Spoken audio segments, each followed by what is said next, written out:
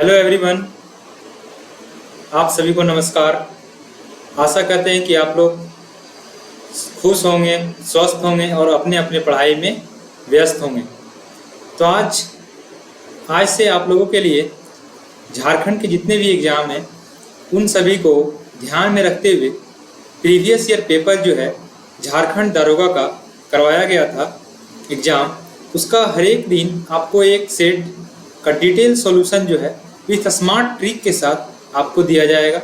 तो आपको जो है इस लेक्चर को ज़्यादा से ज़्यादा लोगों तक शेयर करना है और देखना है और प्रैक्टिस करना है, ताकि जितने भी एग्ज़ाम होते हैं उसमें 50% सवाल जो है रिपीट करते हैं, तो आपका एक भी सवाल गलत ना हो, उसके लिए ये सीरीज चालू किया गया है।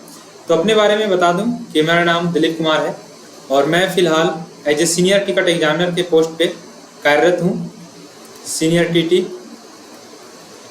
और आप लोगों के लिए लेक्चर लाया गया है, तो ज़्यादा समय बर्बाद ना करते हुए हम लोग प्रश्न की ओर चलते हैं और देखते हैं कैसा कैसा प्रश्न पूछा गया है। तो पहला प्रश्न है, इंक चेंज कर लेते हैं वाइट, इसका थोड़ा सा थिकनेस बढ़ा लेते हैं, थिकनेस आई होप सही है। तो पहला प्रश्न है 8232158 में 2 का स्थानीय मान इंग्लिश में फेस वैल्यू बोला जाता है। तो किसी भी नंबर का फेस वैल्यू जो होता है वो जहाँ पे पूछा गया है वो नंबर ज्यों का त्यों उतार देना है, उसके बाद राइट हैंड साइड में जितने नंबर हैं उतना जीरो।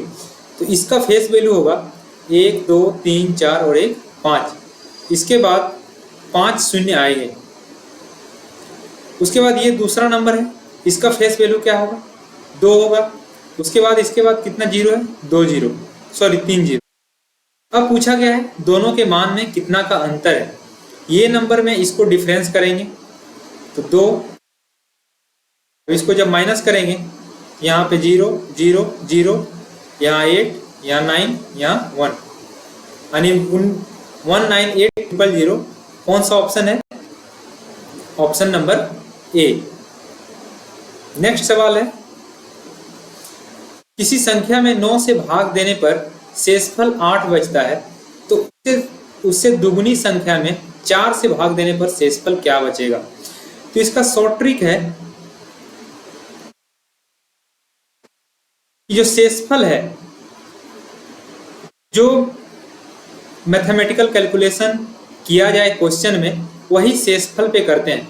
तो अभी क्या बोला गया है, 2 गुना किया जाता है, तो शेषफल को क्या करेंगे 2 गुना, यानी 8 का 2 गुना कितना हो गया 16। अब 16 को 4 से डिवाइड करेंगे तो क्या रिमाइंडर आएगा 0, यानी कि ऑप्शन नंबर बी सही हो जाएगा। उसी तरह अगला प्रश्न है, 1 से 100 के बीच की कितनी अभाज्य संख्याएं का इकाई अंक 3 है? तो इसमें एक आप लोगों को कॉन्सेप्ट बता देता हूं कि अभाज्य संख्या जो होता है वो सिर्फ 1 से या सेल्फ से डिविजिबल होता है। तो हम लोग यहाँ पे 1 से 100 के बीच की जितने भी अभाज्य संख्या हैं उसको लिखते हैं। तो याद रखने के लिए आप लोगों को याद रखना है 1 से 50 तक 15 संख्याएं होती है और 50 से 100 तक 10 संख्याएं होती है, यानी कि 1 से 100 तक में 25 अभाज्य संख्याएं होती है। कौन कौन सा है? तो उसके लिए हम लोग यहाँ पे लिख के देखेंगे।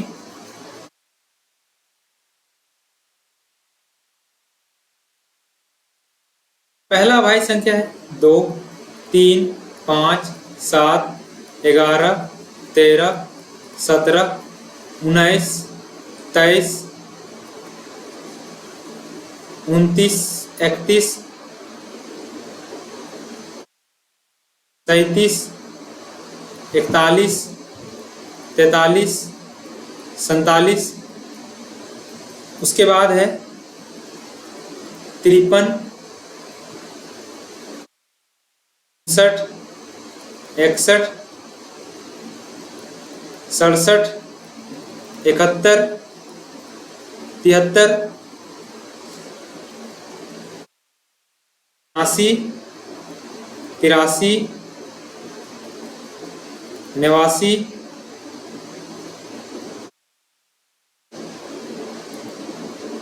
97 और नहीं है। तो देखते हैं 1 2 3 4 5 6 7 8 9 10 11 12 13 14 15, 1 2 3 4 5 6 7 8 9 10। हम लोग मैंने अलग अलग इसलिए लिखा ताकि आपको याद रहे कि 1 से 50 तक कौन कौन सी है और 50 से 100 तक कौन कौन सी है। अब हमारे प्रश्न में पूछा गया है कि इकाई अंक 3 कितने का है। 1 2 3 4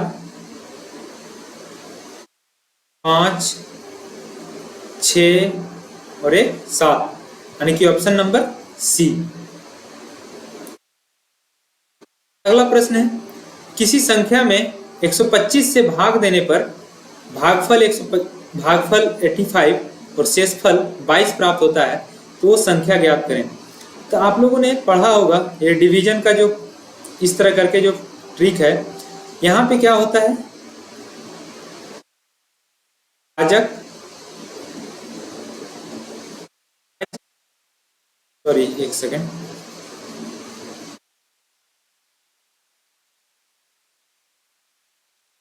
ये होता है डिवाइजर, ये होता है डिविडेंड, कोएफिशिएंट, ये होता है रिमाइंडर। इसको बोलते हैं भागफल, इसको बोलते हैं शेषफल, इसको बोलते हैं भाज्य, इसको बोलते हैं भाजक। एक बार हिंदी में कंफर्म कर लीजिएगा क्योंकि हिंदी में एग्जैक्ट याद नहीं है। तो यहाँ पे फॉर्मूला जो होता है, dividend equal to divisor into coefficient plus remainder. तो डिवाइजर मेरा है 125, कोएफिशिएंट है 85 और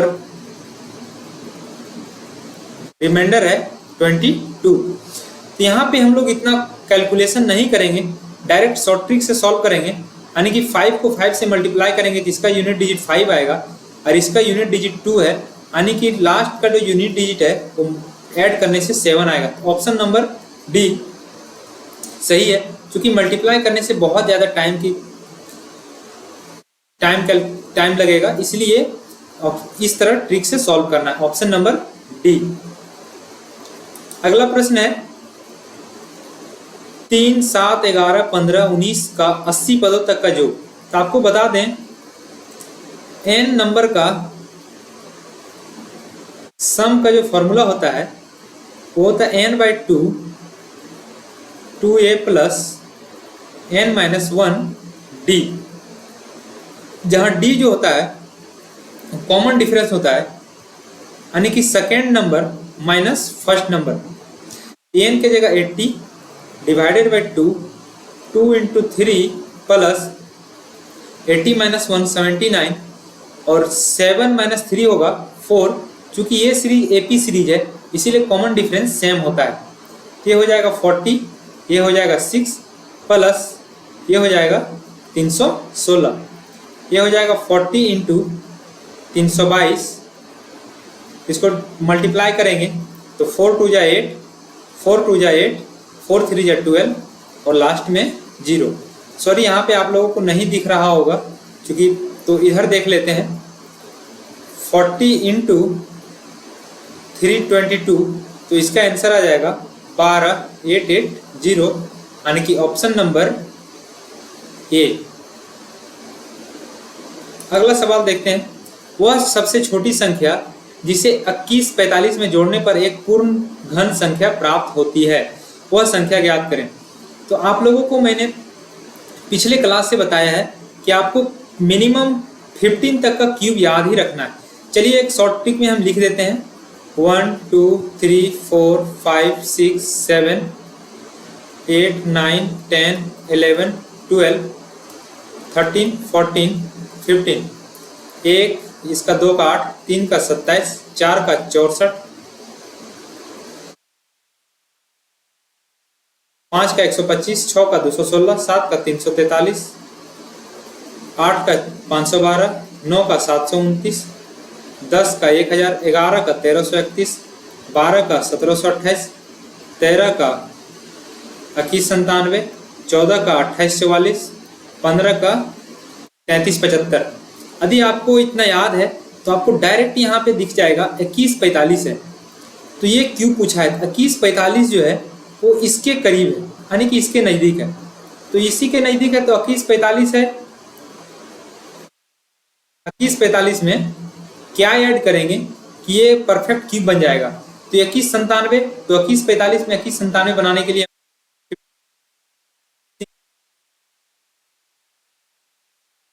नेक्स्ट प्रश्न है एक्स स्क्वायर इंटू 6 का स्क्वायर डिवाइडेड बाय 36 का स्क्वायर इक्वल टू 49। आप लोगों ने बोर्ड मास पढ़ा होगा। सबसे पहले मल्टीप्लिकेशन से पहले डिवीजन का कैलकुलेशन करते हैं। तो एक्स स्क्वायर इंटू 6 का स्क्वायर डिवाइडेड बाय 36 का स्क्वायर इक्वल टू 49। तो 6 से 6 कट जाएगा, यानी कि हो जाएगा x square equal to 49 into 6 का स्क्वायर यानी 36। तो यहाँ से स्क्वायर जब हटाएंगे तो रूट लगेगा, यानी कि 49 का रूट 7 और ये 6 यानी कि 42। Option number C. नेक्स्ट प्रश्न है सुमित ने 25,000 रुपये में एक लैपटॉप खरीदकर उसे 26,500 बेच दिया, यानी कि कॉस्ट प्राइस जो है वो 25,000 है, सेलिंग प्राइस 26,500 है। तो हम यहाँ पे देख रहे हैं कि सेलिंग प्राइस जो है कॉस्ट प्राइस से अधिक है। तो जब सेलिंग प्राइस कॉस्ट प्राइस से अधिक होता है तो प्रॉफिट होता है, और प्रॉफिट का formula selling price minus cost price, यानी कि जो प्रॉफिट हो जाएगा वो 26,500 में 25,000 जाएगा तो 1,500 बचेंगे। और प्रॉफिट परसेंटेज का फॉर्मूला होता है profit by cost price into 100, यानी कि 1,500 डिवाइडेड बाय 25,000 इंटू 100। तो यहाँ से 20 20 10 10, तो यहाँ पे बच गया 150 बाय 25, यानी कि 6% प्रॉफिट हो जाएगा। नेक्स्ट ये स्टडी फॉर गोल के हमारी टीम के द्वारा ये जो खोरठा और पंच परगनिया है, ये खोरठा और पंच परगनिया का जो जो प्रैक्टिस सेट लाया गया है, उसके बाद रंजित सर के द्वारा ये जो झारखंड समाज का क्या जो 50 प्रैक्टिस सेट लाया गया, ये आप लोगों के एग्जाम के लिए बहुत ही फ्रूटफुल है। इसे आप प्रैक्टिस सेट लगा के अपना जो तैयारी है उसे अंदाज़ा लगा सकते हैं। और ये खोरठा का जो है आप लोग जानते हैं कि JSSC CGL में खोरठा का जो पेपर है 100 नंबर का, ये आपका जो है रैंक डिसाइडर है। इसलिए आप इसे ज़्यादा से ज़्यादा खरीदें और अपने दोस्तों तक बताएं। और ये हमारी टीम के द्वारा बहुत ही मेहनत के बाद बनाया गया है और बहुत ही इसका प्रूफ रीडिंग किया गया है, कोई भी एरर नहीं है। तो अगला प्रश्न है, इंक चेंज कर लेते हैं।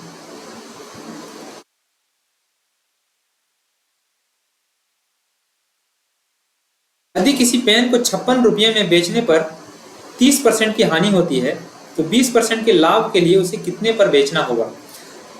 तो हम लोग जानते हैं कि कोई भी वस्तु है उसका जो मूल्य है अपने आप में 100% होता है। तो उसे 30% की हानि हुई, यानी उसने 70% में बेचा है। और ये 70% जो है रुपया में 56 रुपये के बराबर है। अब इससे हम टोटल जो उसका कॉस्ट प्राइस है वो निकाल सकते हैं। तो 7 8 56, ये 10% का वैल्यू जो है वो 8 आ गया, तो यानी 100% का वैल्यू 80 हो जाएगा। अब हमें बोला गया है 20% का लाभ कमाने के लिए, तो 100% का वैल्यू 80 है, तो 80 का 20% क्या हो जाएगा?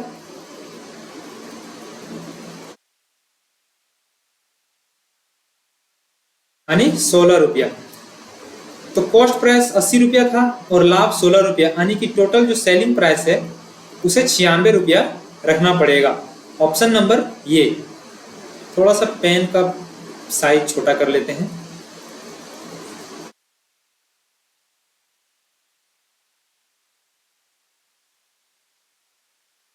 इसे हम और तरीके से सॉल्व कर सकते हैं कि जब 70% का वैल्यू 56 रुपया है तो 7-8 यानी कि 10% का वैल्यू 8 रुपया, तो उसे 20% के लाभ में बेचना है, यानी कि उसे अब 120% में बेचना पड़ेगा। तो इधर 12 से मल्टीप्लाई, इधर भी 12 से मल्टीप्लाई, यानी कि 96 रुपीज। 96 रुपीज आंसर हो जाएगा। अगला प्रश्न है 6 रुपया, 3 रुपया, 10 रुपया और 10 पैसे और 30 पैसे का औसत क्या होगा। तो इसका औसत का फॉर्मूला होता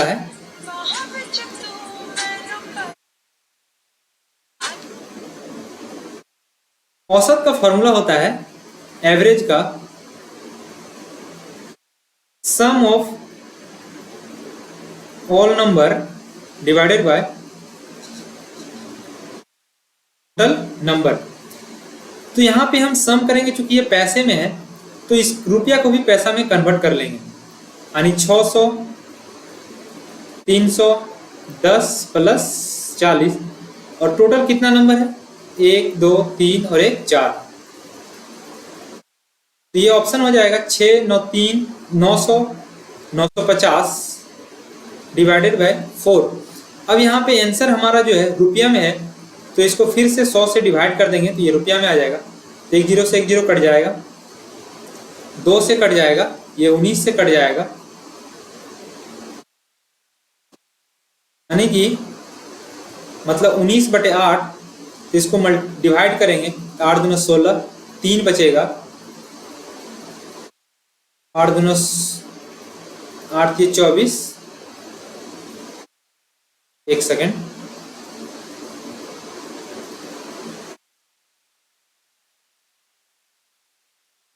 सॉरी यहाँ पे हमने गलत डाटा इनपुट कर दिया है, यहाँ पे 30 होगा।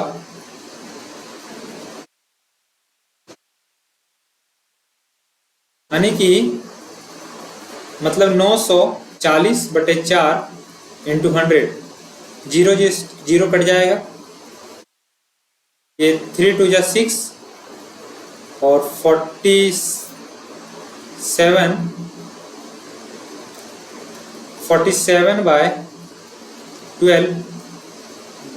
तो सॉरी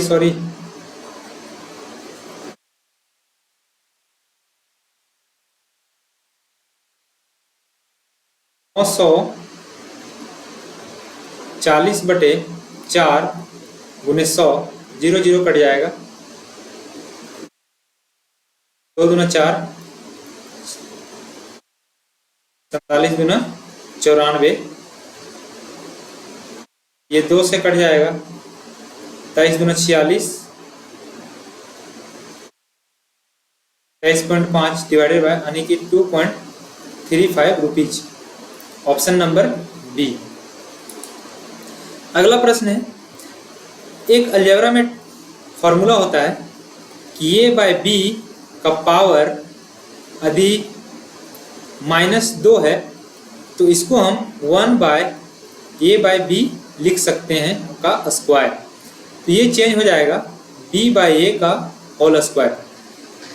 उसी तरह जब इसको हम लिखेंगे तो 1331 डिवाइडेड बाय 729 का पावर 2/3।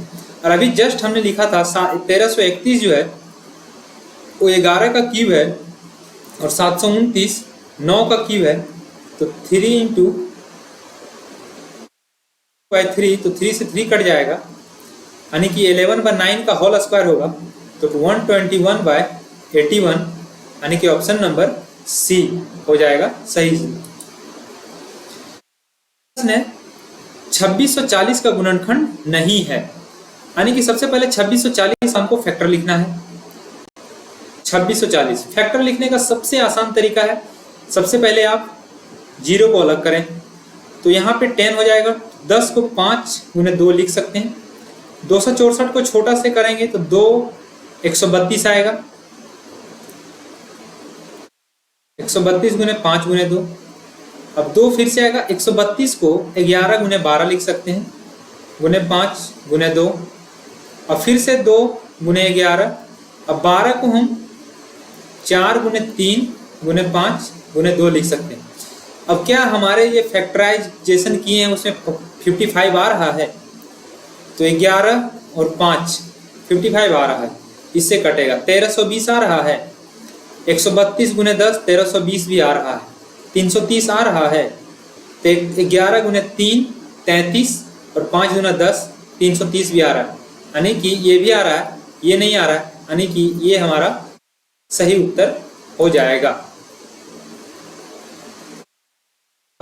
नेक्स्ट इसी तरह है 280 का कैनोनिकल फॉर्म लिखना है, यानी कि यहाँ पे भी फैक्टर लिखना है। तो अभी शॉर्ट ट्रिक क्या बताएं, 0 को अलग 5 इंटू 2 लिख सकते हैं। 28 को 2 इंटू 14 लिख सकते हैं। 14 का 2 इंटू 7 लिख सकते हैं, इंटू 5 इंटू 2। तो जब भी फैक्टराइजेशन लिखते हैं तो छोटा नंबर से लिखते हैं। तो 2 का क्यूब 7, यानी कि ऑप्शन नंबर ए सही जवाब हो जाएगा। अगला प्रश्न है, तो एक यहाँ पे ट्रिक आप लोगों को याद रखना है कि जब भी फ्रैक्शन का एलसीएम या एचसीएफ बोला जाए, a/e/f, इसका एलसीएम बोला जाए तो इसका जो फॉर्मूला होता है वो LCM of ACE divided by HCF BDF। यदि इसका HCF पूछा जाए तो हो जाएगा HCF of ACE divided by LCM of BDF, sorry F होगा यहाँ पे। तो अब देखते हैं इस प्रश्न का जवाब क्या होगा। ये फॉर्मूला आपको याद रखना है, इसी फॉर्मूला पर बेस्ड है। तो यहाँ पे पूछा है एलसीएम, तो एलसीएम हो जाएगा 5, 10 और 15 का, और HCF हो जाएगा 7, 9 और 11 का। तो 5, 10 और 15 का एलसीएम होगा। जब एलसीएम चैप्टर पढ़ाएंगे तो हम बताएंगे। तो एलसीएम का मतलब होता है लोवेस्ट कॉमन मल्टीपल, यानी कि वैसा कॉमन मल्टीपल जो सभी से डिवाइड हो। तो 5, 10, तो इसका एलसीएम हो जाएगा 30, और HCF हो जाएगा हाईएस्ट कॉमन फैक्टर, यानी कि वो तीनों में कॉमन फैक्टर हाईएस्ट होना चाहिए। 7, 9 और 11, ये 7 और 11 प्राइम नंबर है, तो प्राइम नंबर का फैक्टर ऐसे ही 1 होता है, HCF 1 होता है, और 9, तो यानी कि इसका HCF 1 हो जाएगा, यानी कि ऑप्शन नंबर सी सही आंसर हो जाएगा। नेक्स्ट प्रश्न है, दो संख्याओं का अनुपात 9:7 है, यदि उनका एलसीएम HCF पूछ रहा है 8 हो तो संख्याएं क्या है। तो अभी हम देखे थे कि HCF था हाईएस्ट कॉमन फैक्टर, तो इस दोनों में हाईएस्ट कॉमन फैक्टर क्या है, तो इस नंबर को हम लिखेंगे तो 9x और 7x लिख सकते हैं। तो इस दोनों में हाईएस्ट कॉमन फैक्टर क्या है, x है, तो x का ही वैल्यू 8 है, तो 9x यानी कि 9 8 72 और 7 8 56, तो नंबर क्या हो जाएगा 72 और 56। नेक्स्ट हमारे स्टडी फॉर गोल्ड टीम के द्वारा जो अभी सहायक आचार्य का जो एग्जाम होने वाला है 6 to 8 का, उसके लिए सामाजिक विज्ञान का जो बंडल है, इसमें 50 plus full length mock test है, जिसमें से पेपर 1 का 5 है, पेपर 2 का 15 है, पेपर 3 का 15 है, पेपर 4 का 15 है। उसके बाद जैसे CGL का भी जो पेपर है उसके लिए पेपर 1 का 50 मॉक टेस्ट, पेपर 2 का 50 मॉक टेस्ट और पेपर 3 का भी 50 प्लस मॉक टेस्ट, वो भी ऑफर प्राइस में 349 में। और ये जो लैंग्वेज पेपर है वो खोरठा, नागपुरी और अंग्रेजी के लिए अवेलेबल है। अगला प्रश्न है, अधिक एक त्रिभुज के सबसे बड़े और सबसे छोटे अंकों का अनुपात 2:1 है, तो त्रिभुज का दूसरा सबसे बड़ा कोण 33 है, त्रिभुज के सबसे बड़े कोण का 50% का मान ज्ञात करें।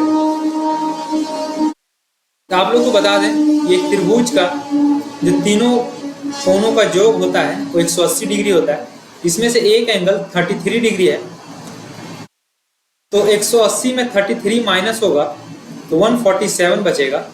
और रेशियो में बताएंगे कि ये दोनों 7 है, यानी 3 का वैल्यू 147 है, तो 1 का वैल्यू जो हो जाएगा 4 3 या 12, ये 49 हो जाएगा। तो 1 का रेशियो 2:1 है, तो 2 का वैल्यू, 1 का जब 49 है 2 का 98 होगा और 1 का 49, यानी कि एक एंगल 33, दूसरा 98, तीसरा 49। अब बड़ा एंगल का 50% यानी कि इसका आधा, तो सिंपल सा आंसर हो जाएगा 49 डिग्री।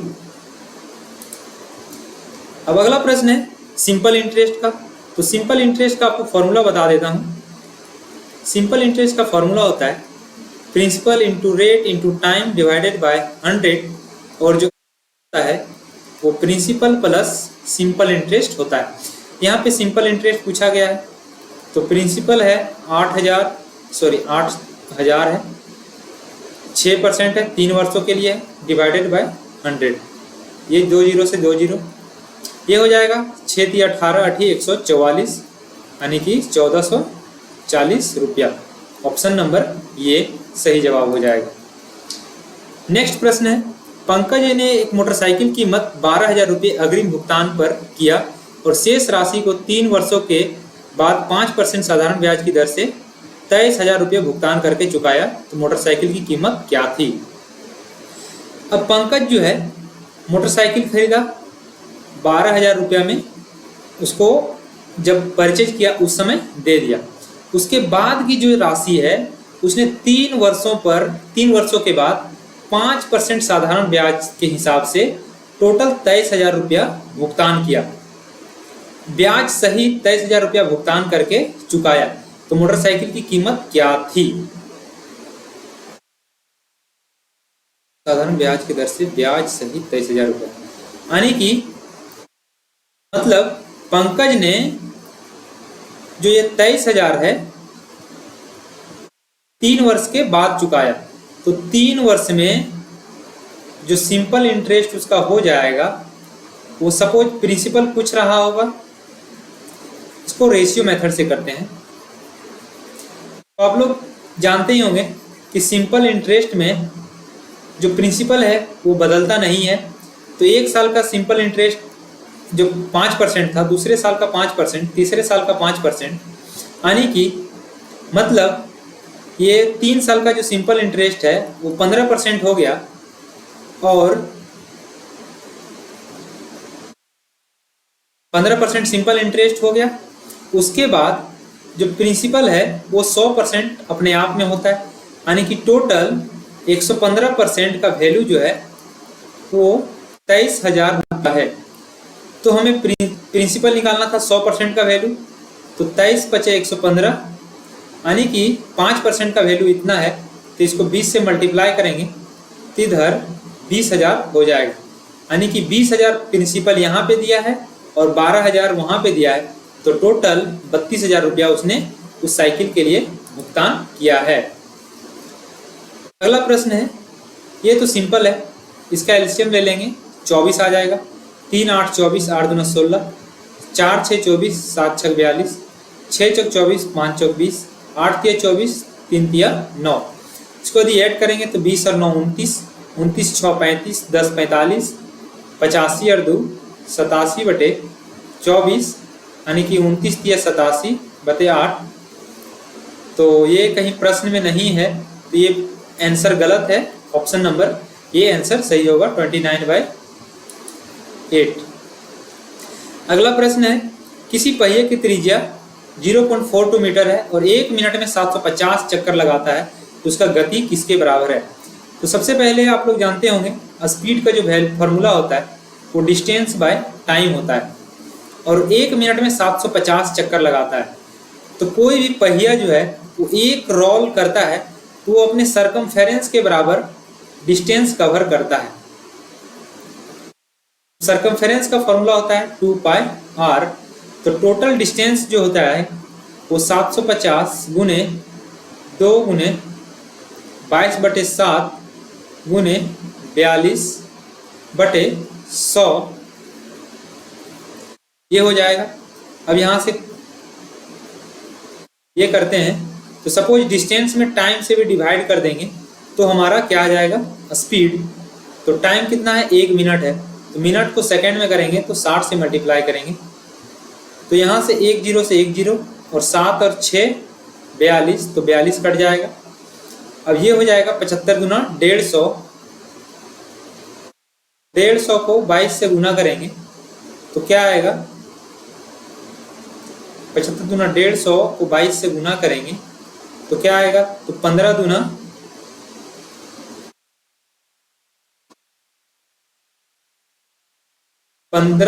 300, 15 गुना 30, 300, और 15 गुना 30।